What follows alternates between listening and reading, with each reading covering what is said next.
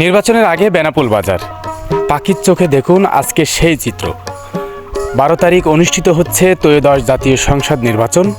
নির্বাচনের আগে পাখির চোখে দেখুন বেনাপোল বাজার। আপনি কোথা থেকে দেখছেন কমেন্টে জানাতে ভুলবেন না, আর লাইক, শেয়ার ও পেজটি ফলো দিয়ে পাশে থাকবেন।